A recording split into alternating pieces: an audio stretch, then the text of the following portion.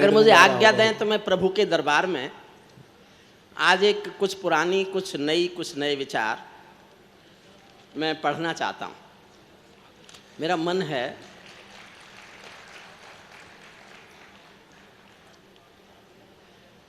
एक तो मेरी कुछ पंक्तियाँ बिल्कुल नई सुनना। अभी मैं एक बिल्कुल नई कविता लिख रहा हूँ। आखिर तुमको हासिल क्या था पिछले 70 सालों में। कश्मीरी भाइयों से बात कर रहा हूँ। आखिर तुमको हासिल क्या था पिछले 70 सालों में। सब संसाधन कैद पड़े थे चंद सियासी तालों में। सब संसाधन कैद पड़े थे चंद सियासी तालों में। कश्मीरी तहजीब जहां में प्यार वफा का वंदन थी। काश्मीरियत धरती पर मानवता का अभिनंदन थी। काश्मीरियत भारत माँ का, काश्मीरियत धरती पर मानवता का अभिनंदन थी। पत्थर छोड़ो फूल उगाओ आजादी पर गर्व करो। बहुत अच्छी बात। पत्थर छोड़ो फूल उगाओ आजादी पर गर्व करो। हिंदुस्तान को अपना मानो हर मौसम को पर्व करो। कश्मीर के बेटी बेटो, मन मांगता हूं आपको लगे ये इस भावना की बहुत आवश्यकता है। कश्मीर के बेटी बेटो ये अरमान हमारा है। कश्मीर ही नहीं समूचा हिंदुस्तान तुम्हारा है। कश्मीर अच्छा। हमने कश्मीर को साथ नहीं मिलाया, हमने हिंदुस्तान को कश्मीर का हिस्सा बनाया है। आप महसूस करो कि आप हिंदुस्तानी हैं। एक कविता जो पड़ोसी के लिए जरूरत पड़ेगी वो मैं आपको सुना देता हूँ। कहीं पढ़ूं तो माफ जी। कुछ कह रहे हैं?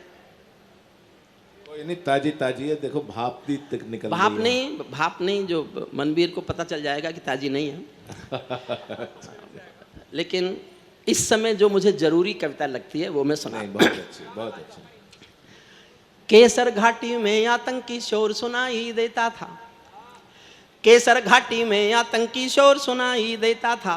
हिजबुल के हिंसक नारों का जोर सुनाई देता था। मलय समीरा मौसम आदम खोर सुनाई देता था। मलय समीरा मौसम आदम खोर दिखाई देता था। संविधान का डंडा भी कमजोर दिखाई देता था। संविधान का डंडा भी कमजोर दिखाई देता था। लेकिन मौसम बदल रहा है, बहुत बधाई मोदी जी।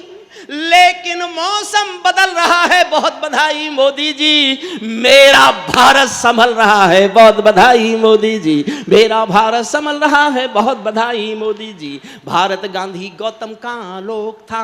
कलिंग विजय से उबा हुआ अशोक था। अब ये जलते हुए पहाड़ों का घर है। बारूदी आकाश हमारे सर पर है। घोर तिमिर में शब्द ज्योति का जलना बहुत जरूरी है। इन कोहराम भरी रातों का ढलना बहुत जरूरी है। घोर तिमिर में शब्द ज्योति का जलना बहुत जरूरी है। मैं युगबोधी कलमकार का धर्म नहीं बिकने दूंगा। चाहे शीश कलम हो जाए कलम नहीं बिकने दूंगा। इसीलिए केवल अंगार लिए फिरता हूं गीतों में। आंसू से भीगा अखबार लिए फिरता हूं गीतों में। आंसू से भीगा अखबार लिए फिरता हूं। आंसू से भीगा अखबार लिए फिरता हूं गीतों में।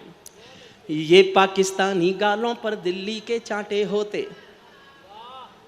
आपको लगे एक ही काम करना चाहिए था, गलती कहां हो गई। तो एक पंक्ति पर आपका मन मांगता हूं, देखना चाहता हूं कितने लोग मेरा साथ देते हैं। ये पाकिस्तानी गालों पर दिल्ली के चांटे होते। गर हमने 2 के बदले में 20 शीश काटे होते। गर हमने 2 के बदले में 20 शीश काटे होते। बार बार दुनिया के आगे हम ना शर्मिंदा होते। और हमारे सारे सैनिक सीमा पर जिंदा होते। और हमारे सारे सैनिक सीमा पर जिंदा होते। ये कैसा परिवर्तन था खुददारी के आचरणों में। सेना का सम्मान पड़ा था चरमपंथ के चरणों में। किसका खून नहीं खोलेगा सुन पढ़कर अखबारों में। सिंहों की गर्दन कट गई थी चूहों के दरबारों में। सिंहों की गर्दन कट गई थी चूहों के दरबारों में। बार बार की गद्दारी को भारत क्यों सह जाता है। और अगली पंक्ति आपके दिल में भी वही बात हो जो मैंने लिखी है। बार बार की गद्दारी को भारत क्यों सह जाता है।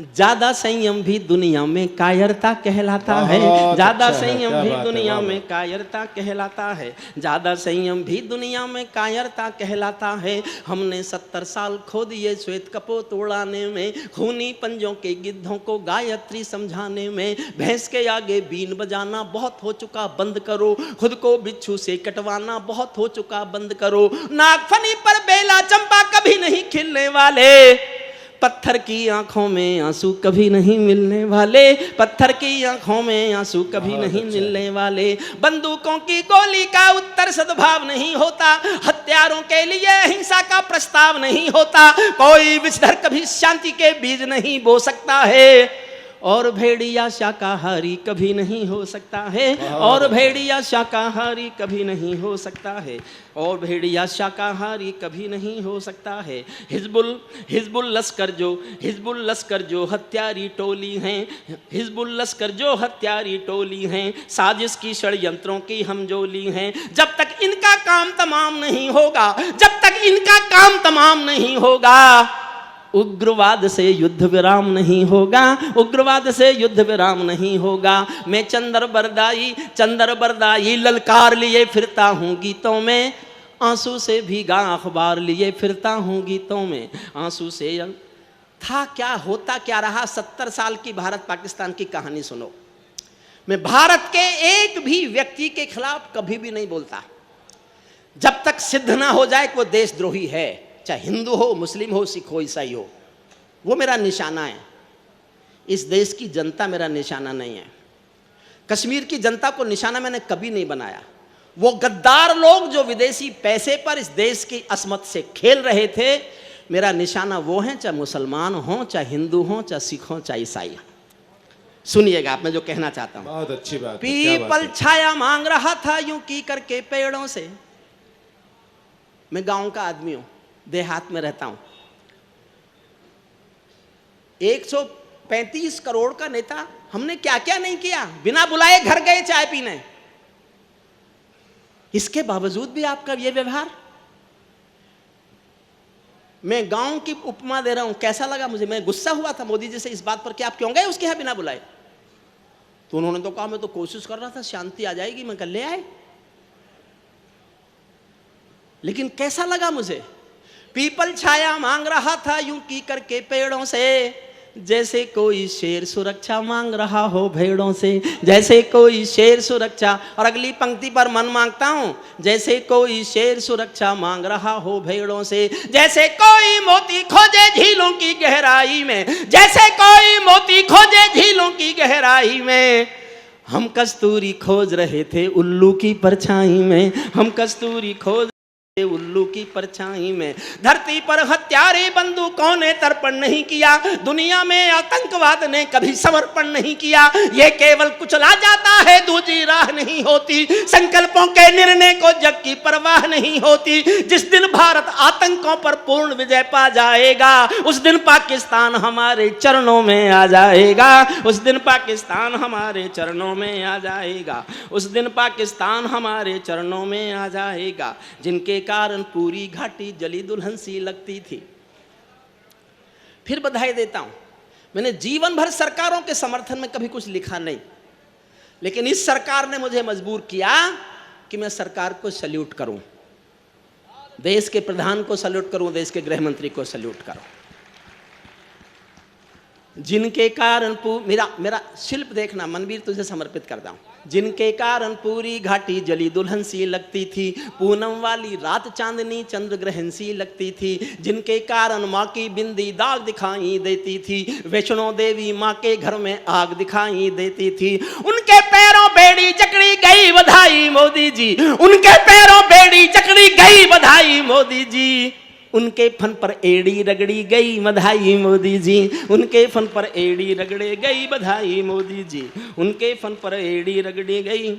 जो घाटी में घिरे खड़े हैं हत्यारों की टोली में, जो घाटी में खड़े हुए हैं हत्यारों की टोली में, खूनी छींटे छिड़क रहे हैं आंगन द्वार रंगोली में, जो पैरों से रौंद रहे थे भारत की तस्वीरों को, गाली देते थे गालिब को तुलसी मीर कबीरों को, जिन लोगों ने कभी तिरंगे का सम्मान नहीं सीखा, अपनी जननी जन्मभूमि का गौरव गान नहीं सीखा, जिन लोगों का पाप खुदा भी माफ नहीं कर सकता है, जिनका दामन सात समंदर साफ नहीं कर सकता है, जो दुश्मन के हित के पहरेदार बताए जाते हैं, जो 100 लाशों के जिम्मेदार बताए जाते हैं, भारत माता का बंटवारा है जिनकी अभिलाषा में, वे समझेंगे अर्जुन के गांडीव धर्म की भाषा में, शेष उसी दिन सभी तिरंगे के रंग में रंग जाएंगे। समर्थन मांगता हूं, देखना चाहता हूं मेरा हौसला कितना बढ़ाते हो। शेष उसी दिन सभी तिरंगे के रंग में रंग जाएंगे, जिस दिन 100 गद्दार वतन के सूली पर टंग जाएंगे, जिस दिन 100 गद्दार वतन के सूली पर टंग। हर संकट का हल मत पूछो आसमान के, अंतिम छंद पढ़ रहा हूं सुनना। हर संकट का हल मत पूछो आसमान के तारों से, सूरज किरणें कब लेता है नभ के चांद सितारों से, पंचाली के चीर हरण पर जो चुप पाए जाते हैं, इतिहासों के पन्नों में वो सब कायर कहलाते हैं, इतिहासों के पन्नों में वो सब कायर कहलाते हैं। ये युद्धों का परम सत्य। अब थोड़े पढ़े लिखों जैसा बोल रहा हूँ 2 लाइन, मैं थोड़ा पढ़ा लिखा हूँ भी, और इन सबसे ज्यादा तो हूँ ही कम से कम। बीए किया।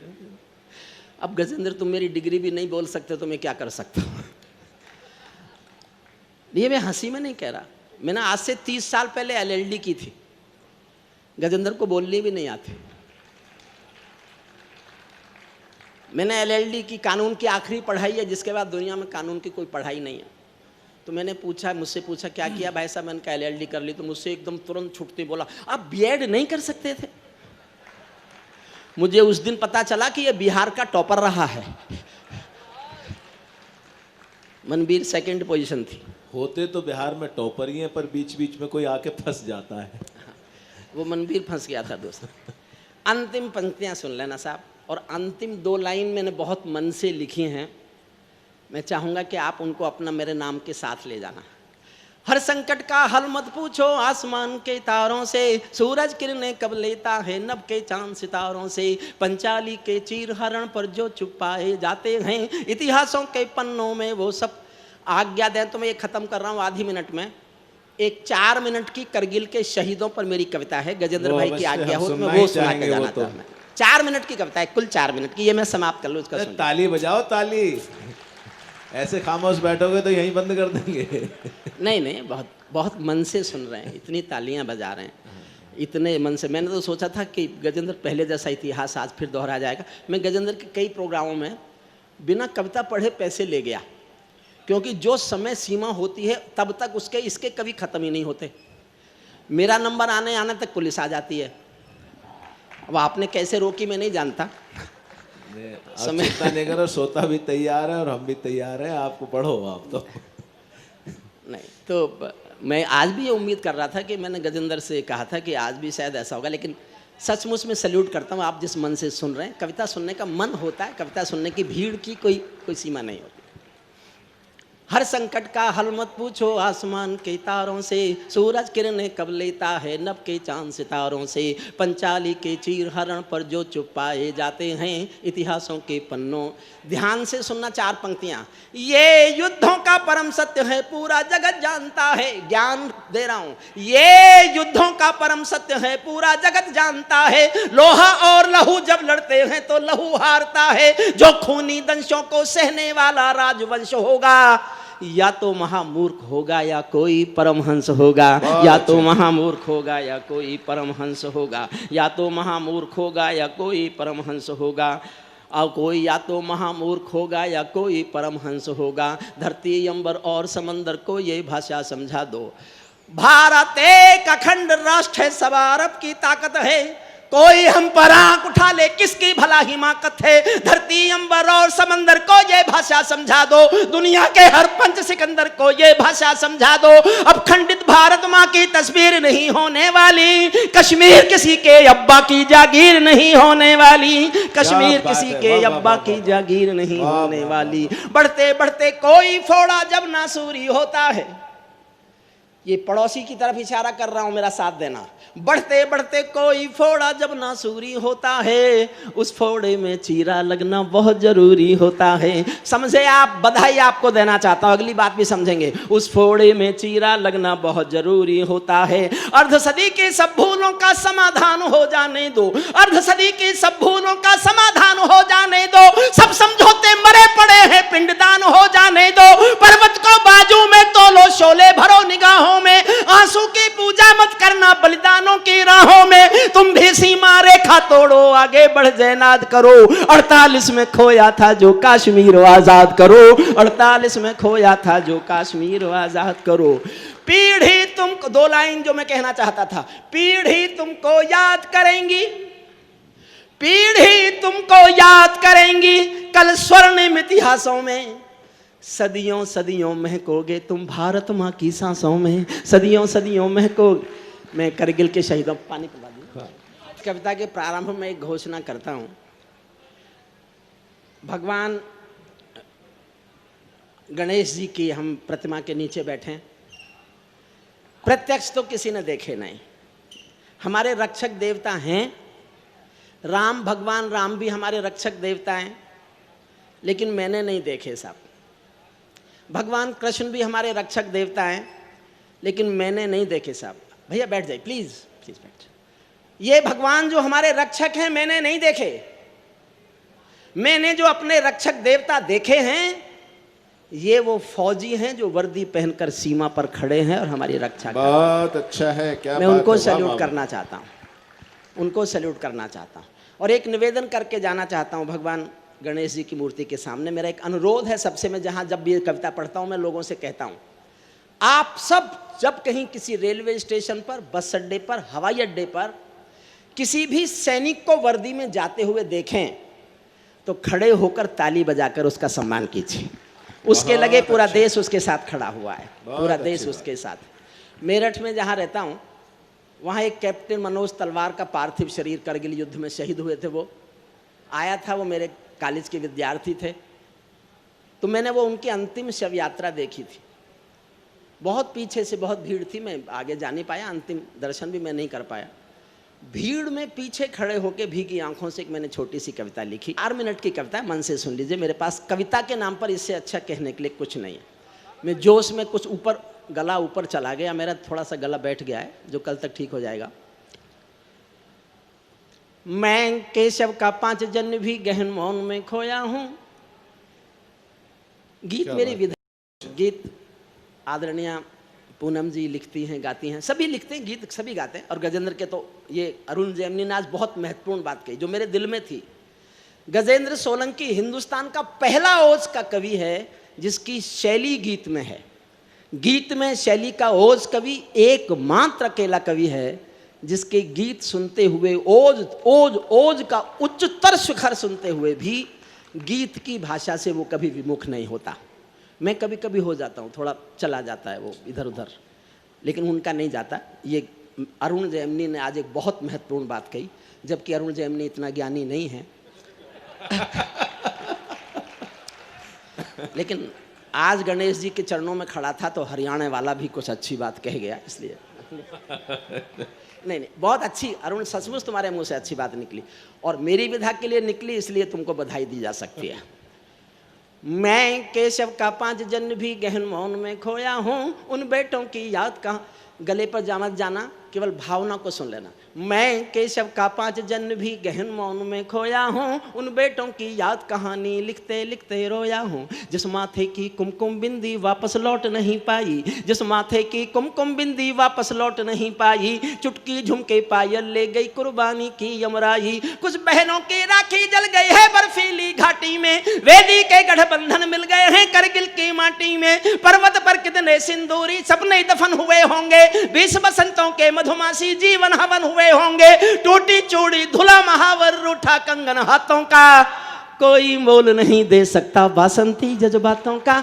टूटी चूड़ी धुला महावर, टूटी चूड़ी धुला महावर, रूठा कंगन हाथों का, कोई मोल नहीं दे सकता बासंती जज्बातों का। जो पहले पहले चुंबन के बाद लाम पर चला गया, एक पल यह एहसास जीना मेरे साथ। मैं अपने सब छोटे भाई बहनों को समर्पित करता हूं, एक पल जीना मेरे साथ। जो पहले पहले चुंबन के बाद लाम पर चला गया, नई दुल्हन की से छोड़कर युद्ध काम पर चला गया, उसको भी मीठी नींदों की करवट याद रही होगी, उसको भी मीठी नींदों की करवट याद रही होगी। खुशबू, उसको भी मीठी नींदों की करवट याद रही होगी। खुशबू में भीगी सेजों की सलवट याद रही होगी, खुशबू में भीगी सेजों की सलवट याद रही होगी। उन आंखों के दो बूंदों से सातों सागर हारे हैं। मैंने जीवन में इससे अच्छा कुछ नहीं लिखा साहब। मैं अपने छोटे भाइयों के सामने कहता हूं, ये मेरा सूक्ष्म अहंकार नहीं है, मैंने जीवन में केवल एक पंक्ति अच्छी लिखी है। मैं आज भी एक ही लाइन का कवि हूं, एक पंक्ति का कवि मानता हूं खुद को।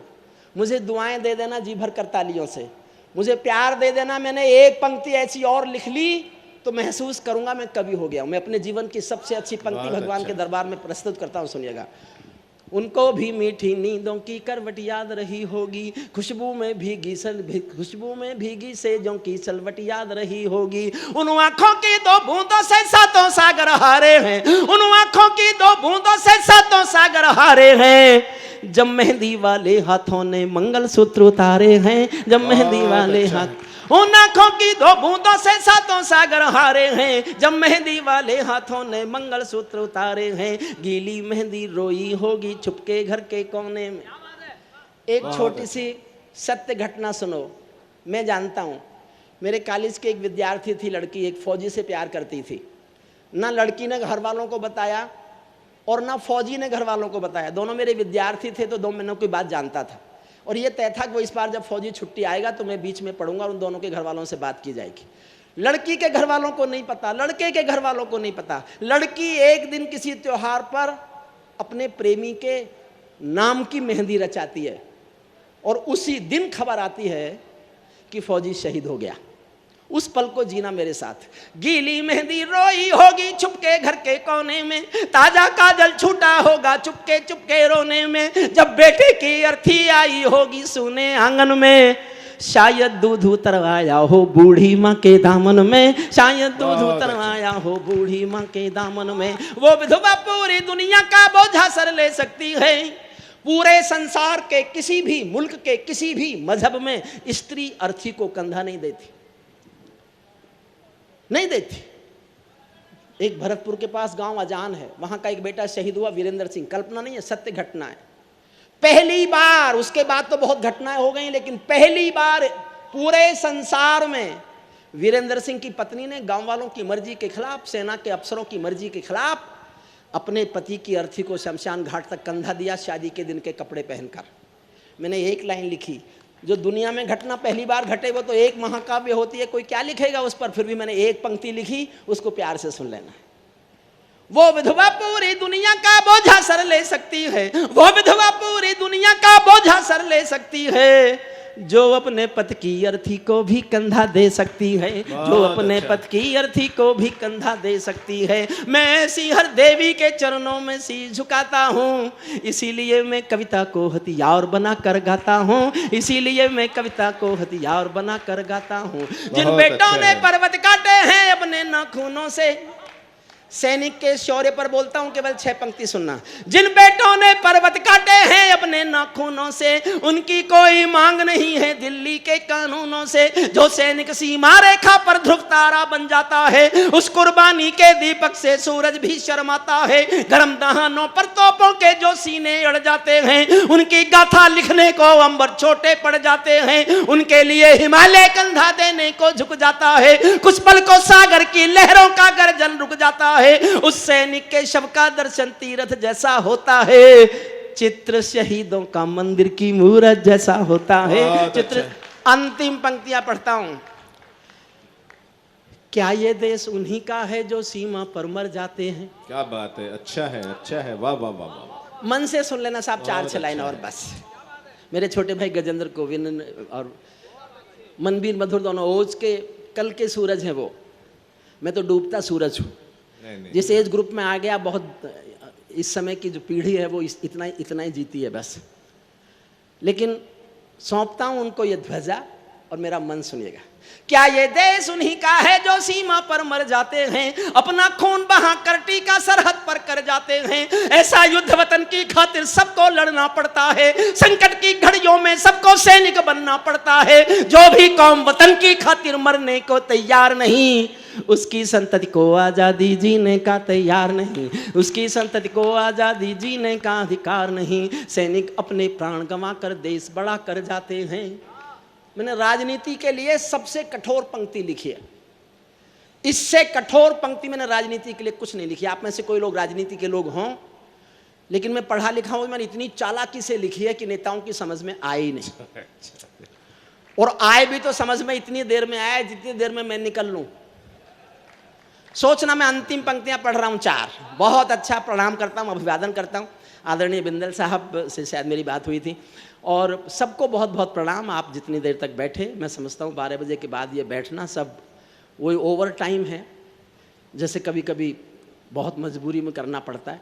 सुनिएगा, सैनिक मैंने कितनी चालाकी से कितनी कठोर बात कही है, बस ये कह के प्रणाम करता हूँ। सैनिक अपने प्राण गंवा कर देश बड़ा कर जाते हैं, सैनिक अपने प्राण गंवा कर देश बड़ा कर जाते हैं। बलिदानों की बुनियादों पर राष्ट्र खड़ा कर जाते हैं। जिनको भी माँ के बेटों से प्यार नहीं होगा, जिनको भी भारत माँ के बेटों से प्यार नहीं होगा, उन्हें तिरंगे को लहराने का अधिकार नहीं होगा। उन्हें बहुत बहुत धन्यवाद।